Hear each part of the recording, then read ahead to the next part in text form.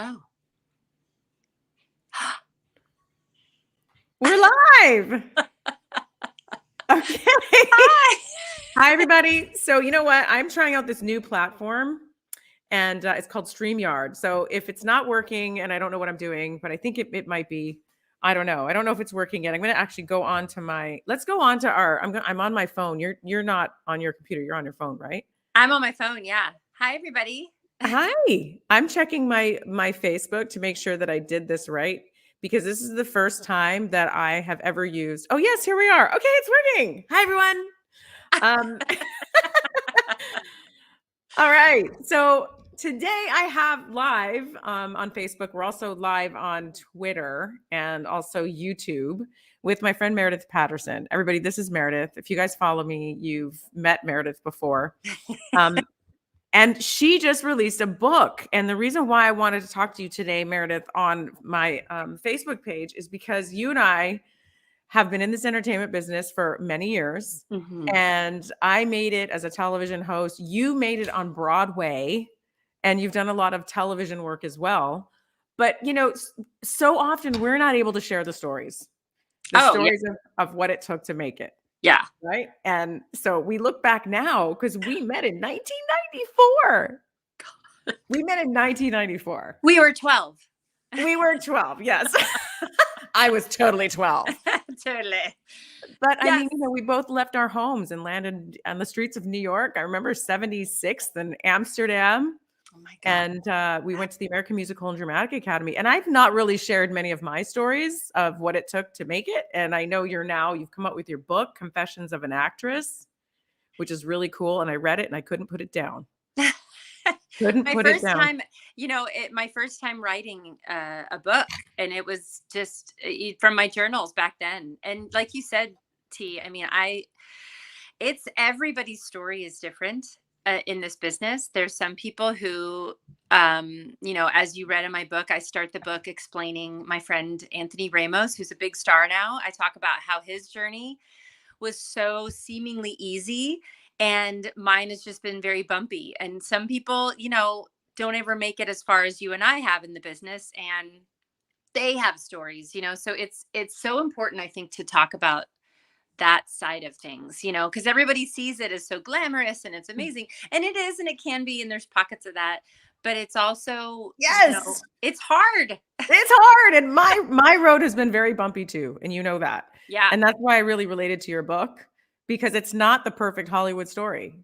No, and that's just 2 years of my life, or like 2.5. I mean, it's crazy to people think, and because it's not a spoiler, because the book is called From Chorus Girl to Broadway Star.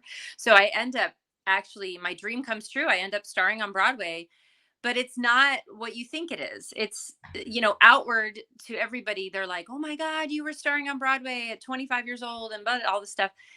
And that picturesque stuff is what a lot of people see when you're looking at people who are in the entertainment industry. You don't see the struggle, and you don't see the hard work, and you don't see the pain mentally, physically, all of it. You really don't see that. So I wanted to really write all that down. I didn't know if anyone really would care. I don't know. I loved your book. And I was, and I'm being honest, I did a little video on my social media about me reading your book, and I was very raw and honest about it, because I love you and adore you, so I would support anything that you do.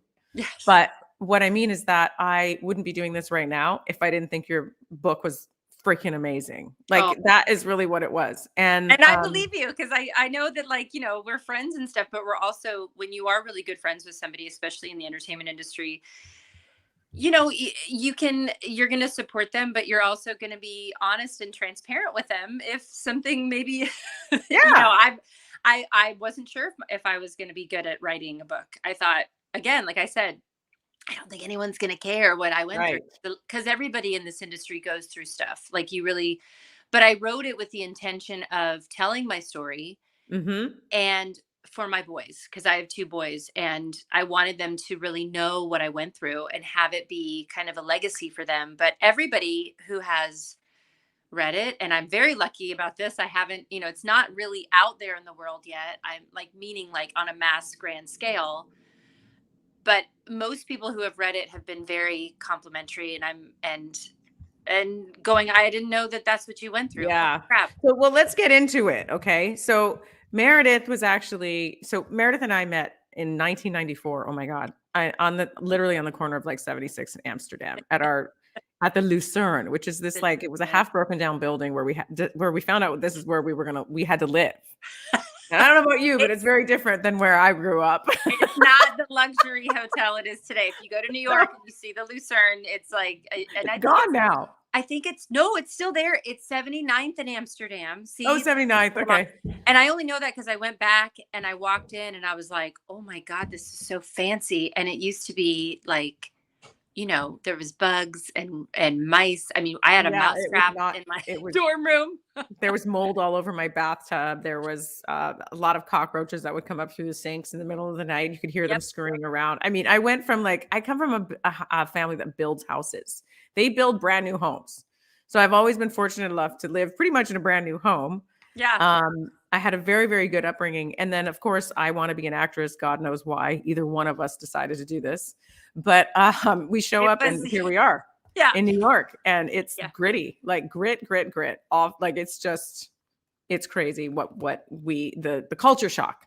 So we get there. And I remember going to AMDA the very first time. I hadn't met you yet. But what I loved about your book so much is that your stories are very similar to mine, even though we took different paths. Mm-hmm. And I tried really hard to audition for Broadway, but I wasn't a great singer and I'm just an okay dancer. And I realized that when I got to New York and I saw the competition. That's what happens when you grow up in like a little small town. You come to New York and you go, oh my God, everybody's good. Holy crap. Like you're in your small town. They're not only good, they're great.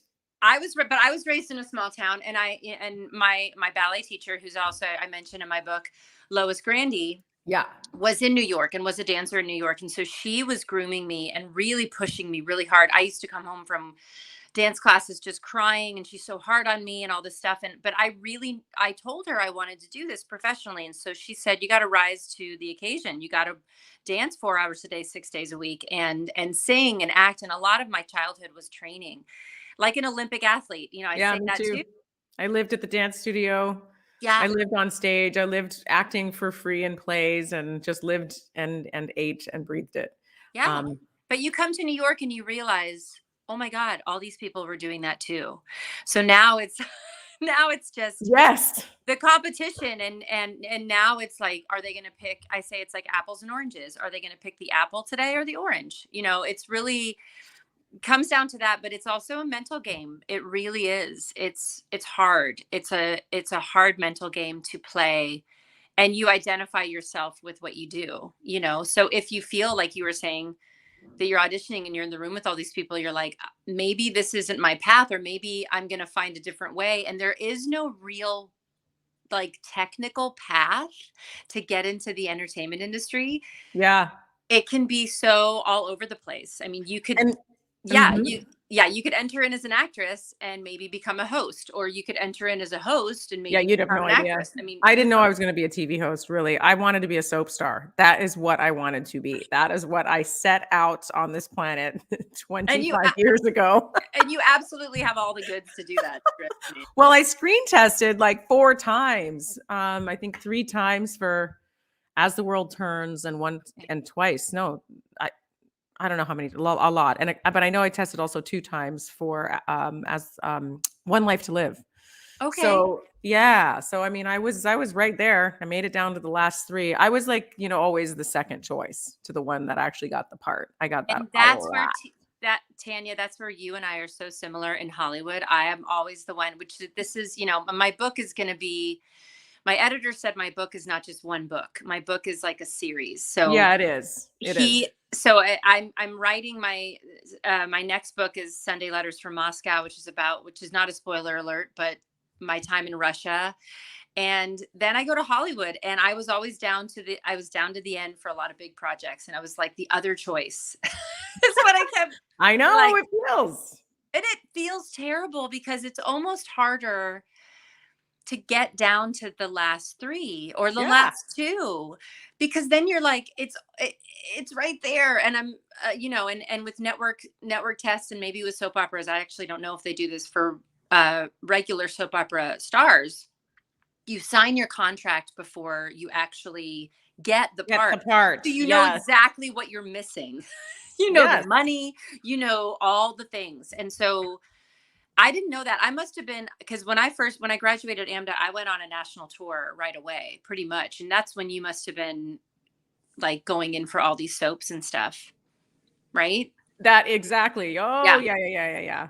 I'm just reading some of the comments here. You guys are so sweet. Oh my God. How can you be at 2 places at once? I'm now watching on Sell This House. Yes. I'm probably honestly on about like 10 different platforms and about 3 different networks right now with all my shows. And people think, and this is like just talking raw and open about the business, because this is what Mary's book's about. And people think I am worth millions of dollars because my face is all over. If you look into the home design world, my face is there right now as we speak. Okay. Yep. It's all over Dabble. It's all over about 5 other streaming platforms. The brand new episodes of Sell This House are there. Smart Home Nation is all over, but I don't make residuals. Yeah. That's new, but that's new, Tanya. I mean, not for not. I've been doing that my whole career. But yeah, that's what I think people really don't know. And you should talk about this, because I think it's so wrong, because someone's making money somewhere. Oh, there's a lot of money being made on the show. Yeah. But I mean, it's okay. I get paid when I work, because a lot of the stuff I've done in my career has all been non-union. So, and I'm a part of the union. So I don't know. It's always sort of being a TV host. You're not really, it all slips through the cracks. And so I haven't gotten a residual check from any of my hosting ever in my entire career. So the last time I got paid was a year and a half ago when I shot the last episode of Sell This House. It's so, for me, I hate that part of the business, because I know, like I said, someone's making the money somewhere. But we know we got into this though. It's our choice. It's our choice. Absolutely. But can't be mad about it. I knew going into it. And I'm not, I guess I wouldn't say I'm mad. I guess it's just that I want everybody to thrive, and I want everybody to make what is, I feel like fair, because you are working technically. It's work you've done. I still get residuals for like Princess Diaries and some of the network stuff I've done. I get foreign royalties. It's like, those checks come, and I think it's so funny, because it's like, I was in Broken Flowers for like 5 minutes. Tell us some of the stuff you've done. I want to go over some of the TV shows and like the big time stuff people would know. I want to know what you've done, because I know you've done a lot. Yeah. And I get it, but yeah, I mean, I've done, my first thing I ever did on television was Boston Legal, and that's ABC. And that was opposite Tom Selleck and Candice Bergen. And I was my first ever time on television. No pressure. I'm here with these huge iconic TV stars and 4-time Emmy Award winner Candice Bergen. I mean, if you don't know, she was on Murphy's Law. She's of, Hollywood royalty. Her dad is Edward Bergen, who's a vaudevillian star. And I did my first scene with her ever on TV. She was the nicest, most amazing mentor to me, because I didn't know anything about anything. Yeah. But that's on streaming services now. You can watch Boston Legal. I was in, my first episode was season 3, I believe. But what other shows have you been? Like, just name them off, because I want them Boston to know. Legal, I've done guest stars on Law and Order SVU. I've done guest stars on Person of Interest. I've been on The Good Wife. I was on All My Children as Francesca. I remember that. And I never wanted to be on a soap. I didn't really think I was honestly pretty enough to be on a soap. It sounds really stupid, I know, but I was raised kind of the like, I never like considered myself like a beauty queen. So I didn't think that like being on a soap was something I could do, but I ended up on that soap opera, and I was only supposed to be on 4 episodes, and I was Zach's casino manager. Yes. Crush on him. So what about on Broadway? What shows on Broadway have you done? And not even Broadway, just what shows have you done on stage? Because I know that list, you have about 60 of them. Oh my God. Well, I was very lucky. I like we were talking about when we graduated from AMDA, I worked 5 days out of school. I was hired to work in Philadelphia. I got nominated for a Barrymore Award for the show Nightclub Confidential. Nice. And which was great. Right after that, at just 20 years old, I went on the road, starring in Crazy for You, the Gershwin musical, which won the Tony Award in 1995. It was my first Broadway show I ever saw, so that was a dream come true. And then I jumped to the national tour of Singing in the Rain as Kathy Selden, which was the Debbie Reynolds part in the movie. It was really fun. So it did a lot of, started out my career with a lot of old fashioned musicals and tap dancing and things like that. And that's kind of what I've thrived in stylistically. And I just have jumped from my big, my first Broadway show was actually a play, and it was called The Green Bird. It was Julie Taymor's sophomore Broadway show after The Lion King. And it was a big flop, but it was really great to work with her and all of the amazing actors in that show. And then 42nd Street was the big one. That was 2001. And that was my first Broadway musical. And before that, I did A Christmas Carol, which is considered Broadway, but it was at Madison Square Garden. You've done so much. I've done so much. I mean, it's so not in the book. Yeah. And now, with all your experiences, what I love is you have this course too, that for anyone out there that that wants to be an actress, nieces, nephews, any of you out there that are listening, definitely check out Meredith's course, because you really do teach everything and anything about how to make it in this business, because and the ups and downs and everything. And read her book. Yes, thank you. I did a mini course, I mean, you guys who follow Tanya, she's just like the most amazing entrepreneur and always has like all these wonderful things going on. So sweet. And I do.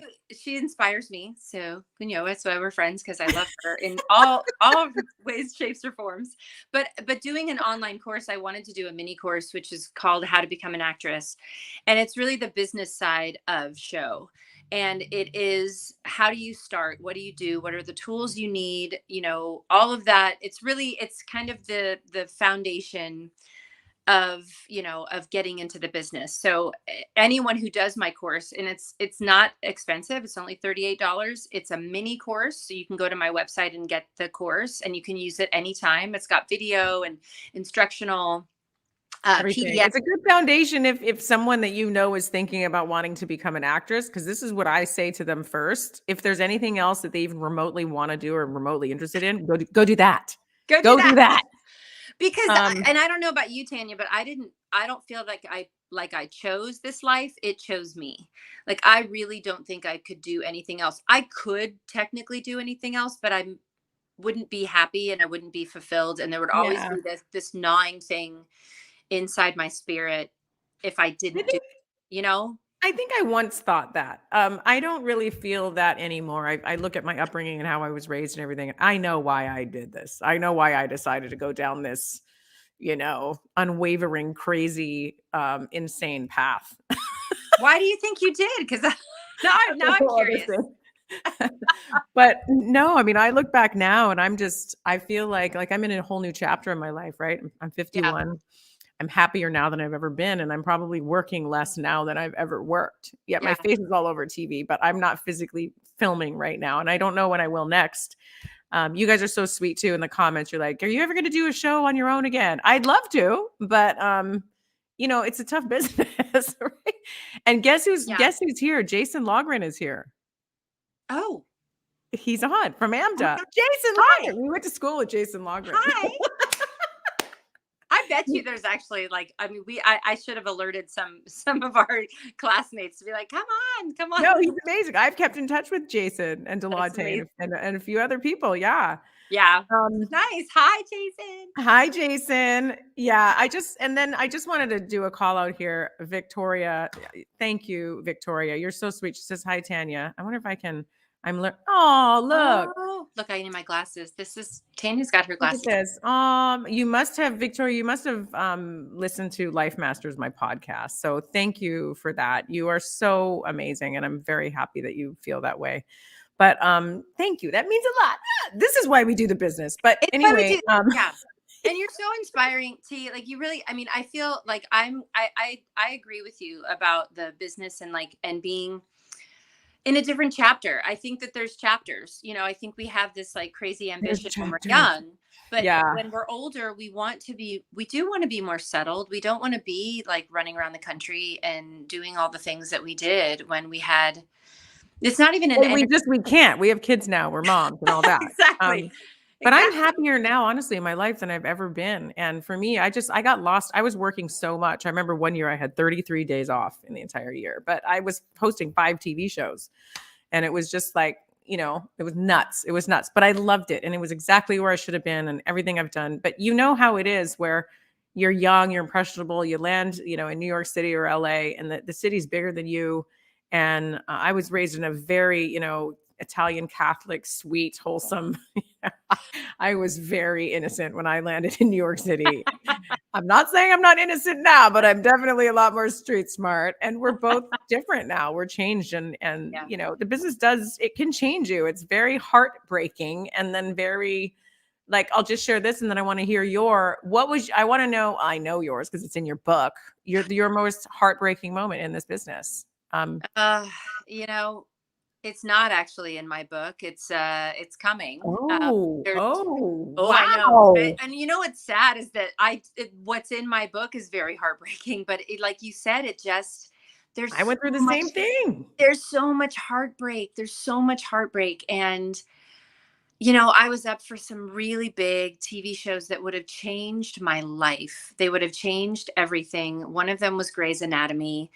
And that was really, you don't know that. And that's a little spoiler for the later book about the Hollywood years.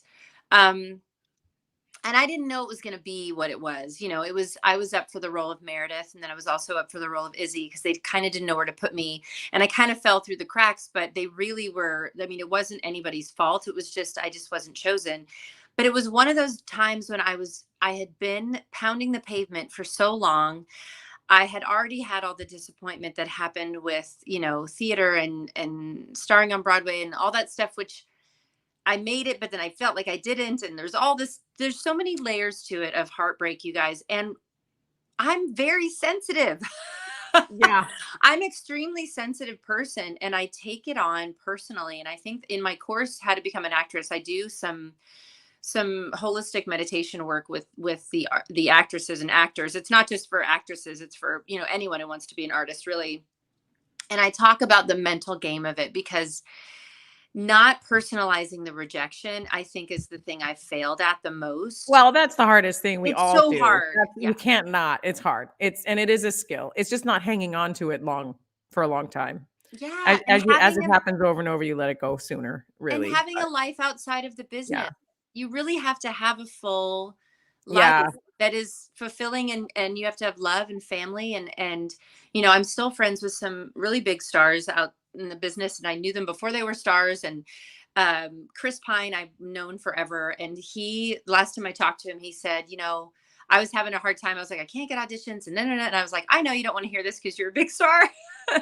But he said, listen, he said, family's everything. Family is everything. And this was when he was like starring in Star Trek and like at the height of everything. Yeah.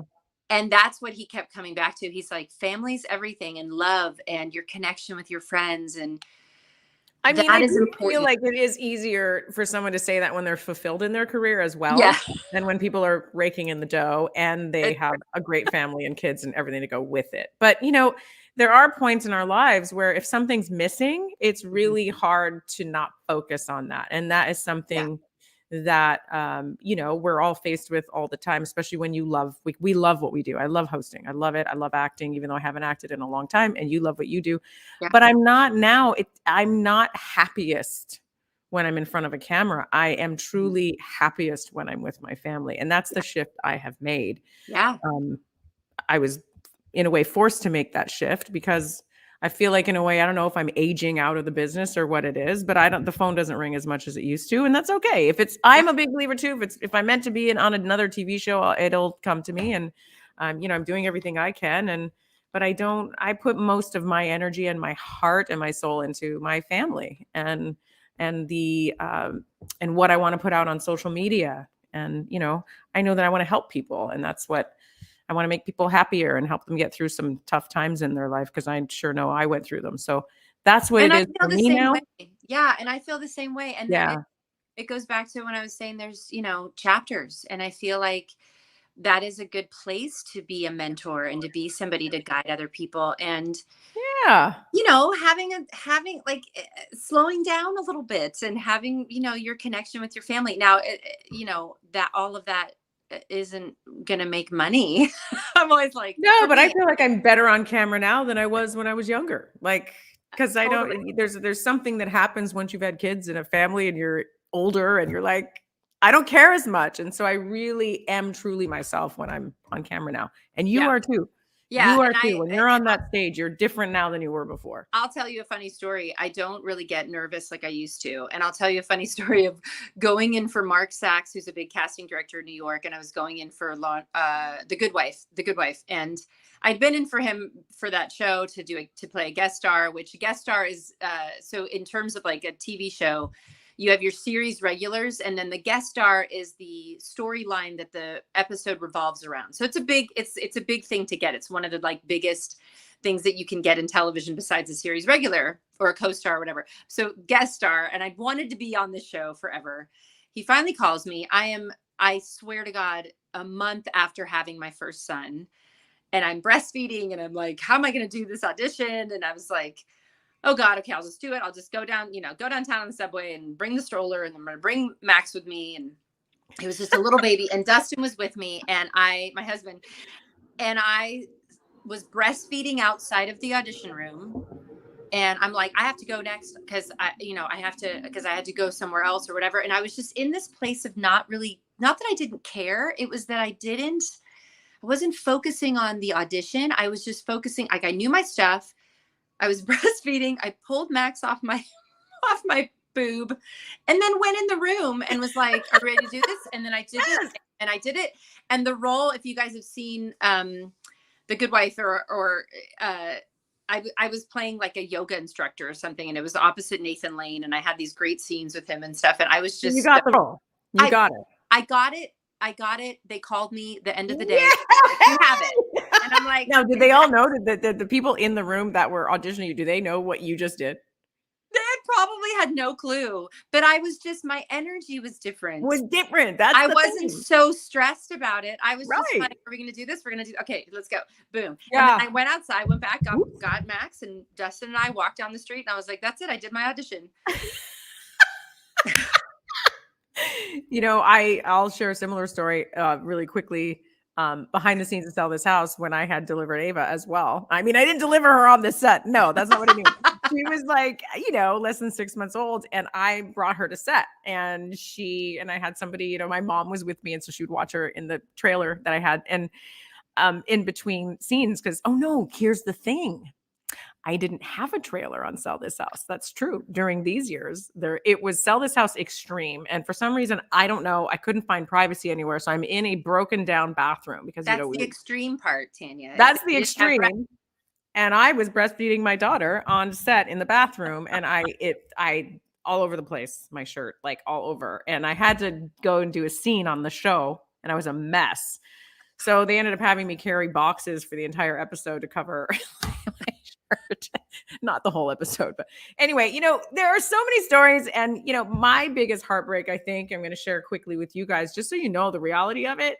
I made it down to the last two on Dancing with the Stars. It was between me and Samantha Harris got it. And that's totally amazing because she's amazing. But I tell you, that was very heartbreaking for me. And I couldn't watch the show for like 5 years after that. I was truly and utterly devastated, but I was also up for King of Queens. And back in the day, they had a host on Shark Tank. I auditioned for that. Like, there's so many, and some ended up having hosts and some didn't. But those are career-changing, life-changing jobs that, I remember that Dancing with the Stars, and I just, there's no rhyme or reason why you didn't get it. I feel like you guys. No, I'll never know. I'll never know. I mean, I was told, if my personal story is, I was told it was between the two of us, and I would think that that's true. Usually, Yeah. And I had the contract signed, and it was a life-changing time, and it was hard for me to watch that show. I didn't watch it because I couldn't, but anyway, yes, yeah, I'm with you. I've had those. I didn't watch it's okay for a while. Yeah, but Yeah. It's the ups and downs. It's what makes our lives so rich and amazing and full of everything. And it's all fine. I've come to a really great place in life with it all. But one of my biggest, most in my career was when I was nominated for an Emmy. And so I went to the Emmys. I was dating Michael Keaton at the time too. Remember that? I do.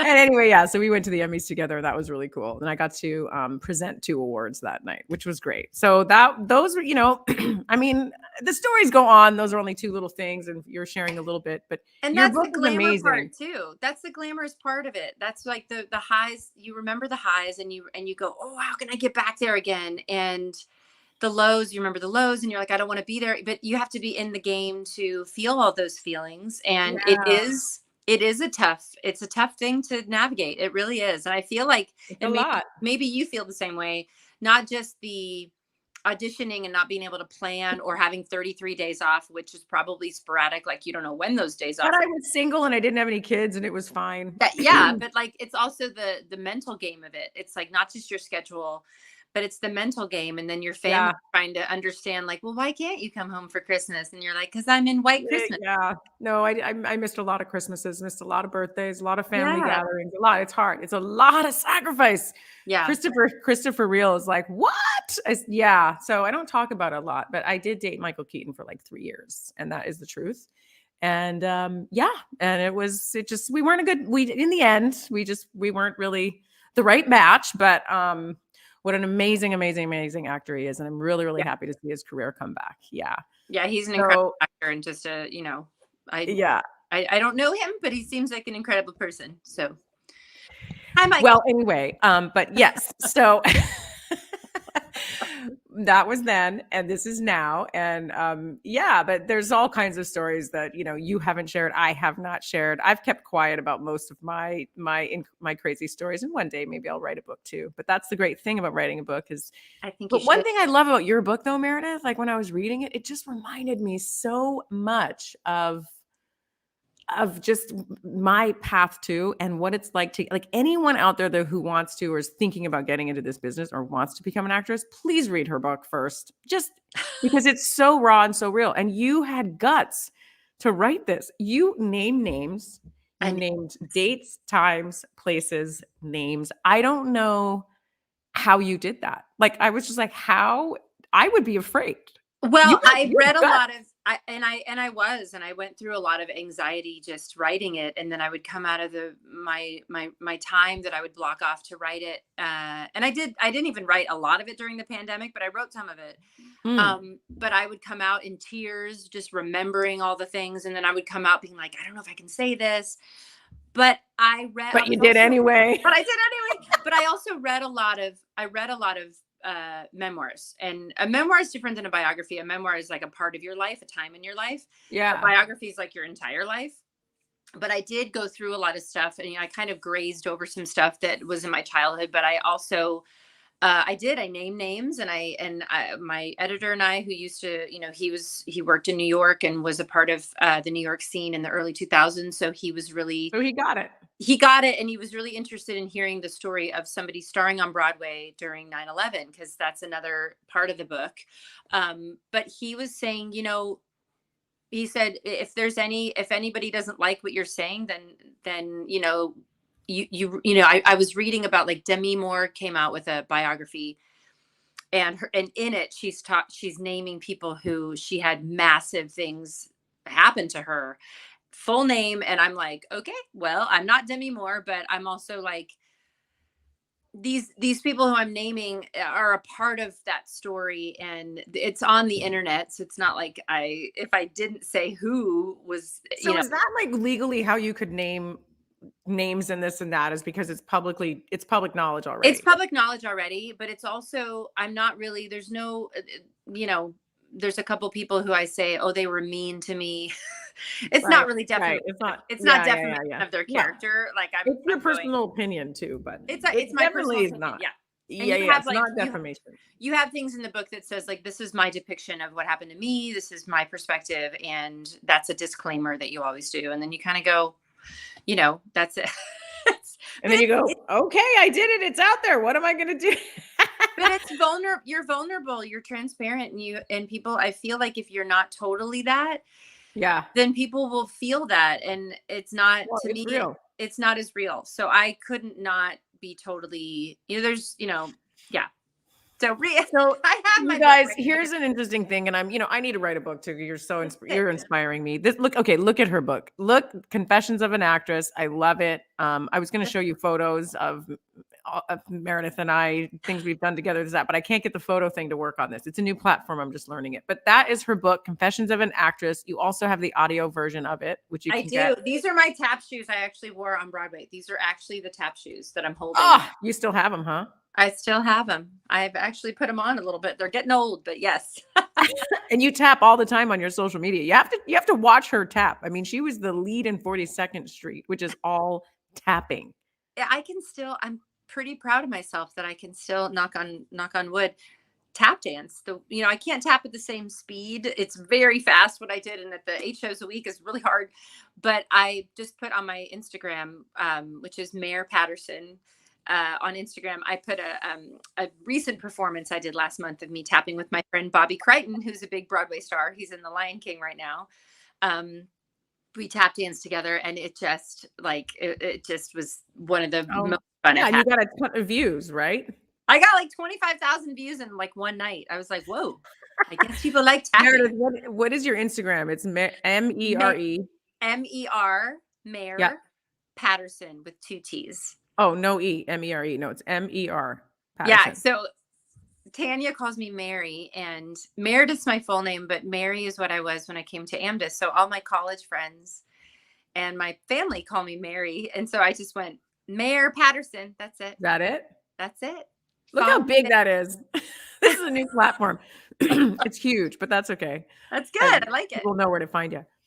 But yeah, no, the thing I love about your book, and I really wanted to talk to you about it, was just because your authenticity. I've never read a book that was that raw and real and truthful and heartbreaking and also so triumphant. Like you got a lot of wins. But you know what the interesting thing is too? It's like in some of my most incredible moments, and I'm saying this because you went through this too, in my career, there was a lot of overshadowing of what sort of dimmed that excitement, because there's so much complexity and so many layers to how you got there. Yeah. Like for example, my show Sell This House was nominated for an Emmy. Okay. And this is no lie. Okay. Yeah. So it's, and I don't, well, this is what happened. I'm just going to say it. So it's, from what I know, it's the production company that puts in the application for the Emmy or the Oscars for movies. It's the production company. I don't know. Sometimes it's the network. I'm not sure, but in this case, it was not the network. And anyways, when I found out that Sell This House was nominated, I also found out, and the Emmys, the people that were running the Emmys at the time asked me to give away 2 Emmys. What's it called? I was asked to be a presenter, to present 2 Emmys, right? For 2 categories, which was like a huge honor. But what happened is that I was not on that ballot. I wasn't on the application form. So I was not actually invited to the Emmys. I had no ticket.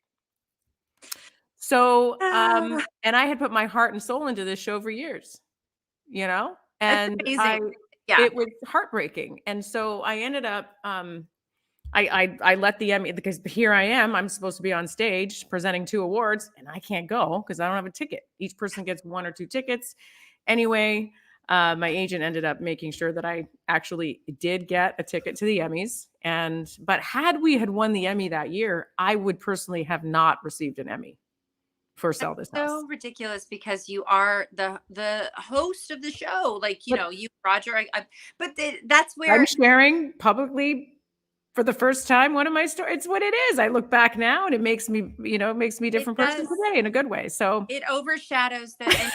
And people, and you're right, T, like people who don't know about the award season, is that it is kind of, you campaign for your show, you put, the producers, at least for the Tony Awards. I talk a little bit about that in my book, about how you it's, it is something that you campaign for. It brings money back to your show and back to the network and back to, whatever's going on. And if you win a Tony or you win something, and they have to decide like the season of what's going on, could I possibly win a Tony and for my show, and which category am I best suited to win for? So that's where that's what they put in. So, and I don't know how it works with hosting shows, but that's how it works. This was for the actual show. It was for best lifestyle programming. Yeah, and to have you not in there I don't even know if the Emmys have best host.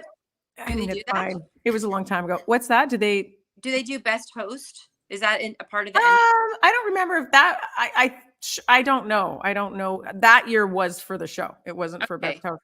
But someone said here, did Roger have a ticket? To be totally honest with you, Christopher, I don't remember. I don't know. He may have. He may not. I don't remember if he had one or not.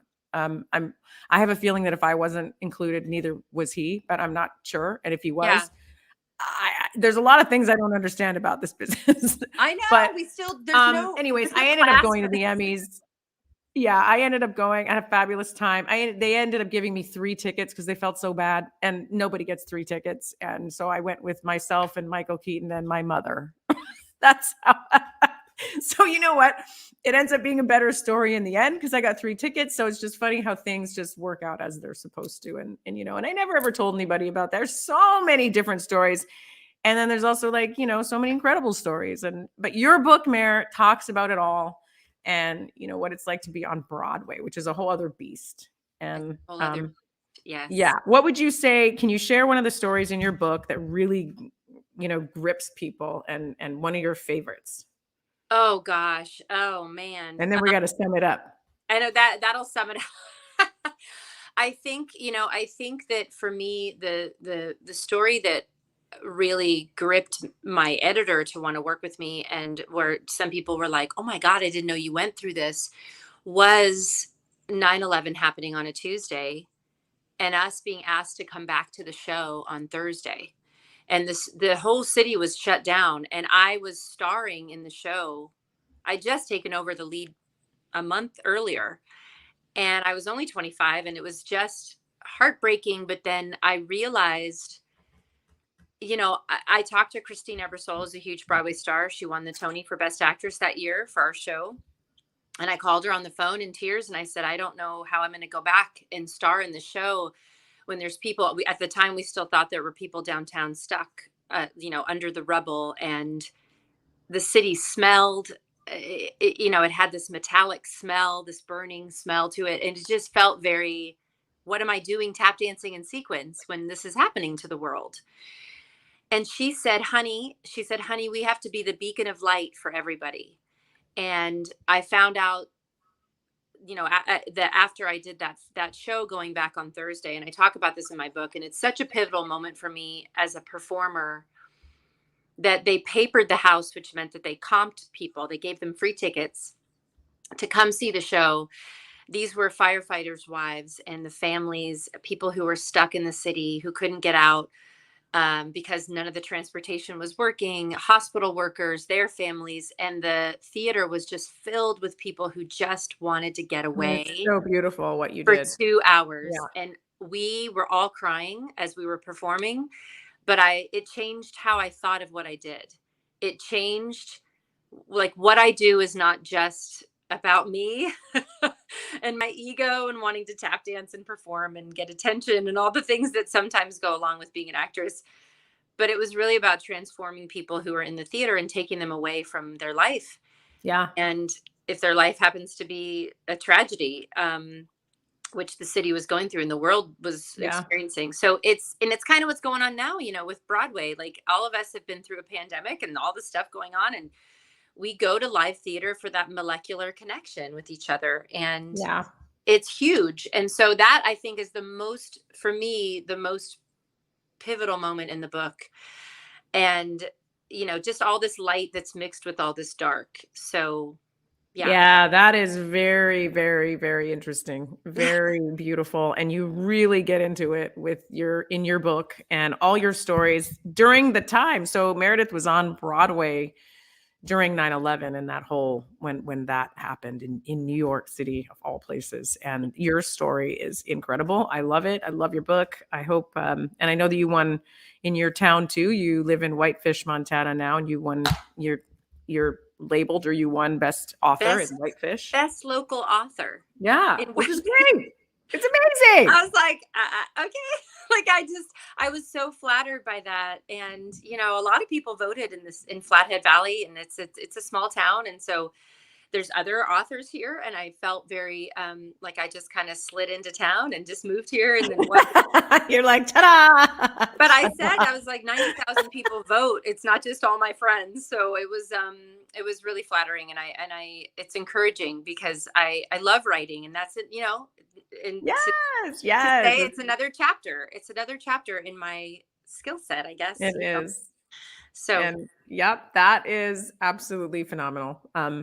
I'd have to say one of my happiest days, which was also mixed in with some craziness, was the day that A&E called me back. This was about 3 years ago, to Sell This House back on the show, you know, back on the air. I mean, bring the show back. And I hadn't worked in like 5 years. I was out of work for like 5 years, and that's a whole other story. But yeah, I had kind of, you know, I was in a really down place in my life, and really going through a hard time, because I, you know, my whole identity was so attached to my career, which, you know what that's like when you're working and you're achieving and my whole identity was wrapped up in my career. And then I didn't work for 5 years for a variety of reasons, which, you know, but anyway, so when they called me about an hour before that, my cat Cartman had passed away. I know. So it's like, it's just so crazy that some of the most incredible moments in life, there's always this weird thing that's sort of overshadowing it, right? Yeah. Like, why would that happen on the same day? And literally, he passed. I got home. I had his collar in hand, and I got a call from Christian Murphy over at A&E saying, you know, we want to bring your show back. It's official, and we can't do it without you. And I mean, that was the most, and A&E is my favorite network of all time. Everyone behind that network is just unbelievable. It's an amazing network. So I'm just happy that if Sell This House is my last show that I ever do, because I don't know if we're going for another season. It's not really looking so, but if we don't go for another season and Sell This House is my last show, I'm okay. I'm good. Yeah. I went out with my heart and my soul, and you know, it's pretty awesome. So I remember that, and I remember that day. I remember just like crying and laughing and being so happy for you, but then also being so like, you're right. It's the overshadowing moments where I was messed up. It was hard. I was so excited, but Cartman was like my little furball love. Like, had him for 15 years, and you know, slept with him every night, all snuggled up, and he was so much a part of my soul. And but that is what I always say. Those are the things that you look back, and that's what makes life so colorful. It's true. You know? It's very true. And it makes you hold on to the, you know, the good moments when the bad happens, and when they happen together. You know, I always say that that line from Steel Magnolias, laughter through tears is my favorite emotion. Yeah.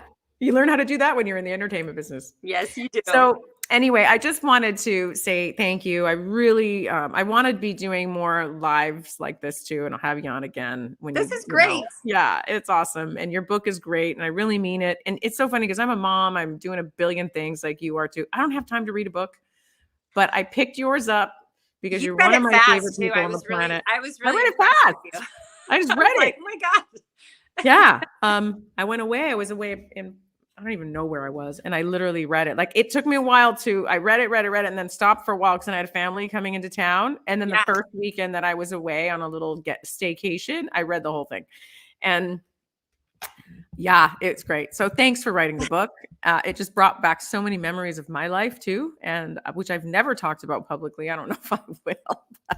No, you should. I think I think you need to write all this down. If anything, you know, for yourself. When I always think of myself in like my rocking chair when I'm 90, and will I regret not writing this down or not telling my story? And I don't remember all the places and dates like you do. You remember places, dates, times, this. I get them all mixed up. I'm so bad with the details. As you start writing it, and as you start like just even writing, like just writing out thoughts. You're like, oh, and then I was having dreams and remembering stuff that I'd forgotten that was not in my journals. And so there is a part of that, I think it sparks stuff in your memory. Like even just reading like a book like mine that is very right. similar to your story, it starts to spark stuff. And then you just like, I don't know, that's how the brain works, or memory or whatever. But I think you got to write something. I think you got to write it, because I'm curious about it all. I mean, I am writing a book. But and it has some stuff in it, but not everything. We'll figure it out. I was about to release it, and then I was like, my heart wasn't feeling like that was the book.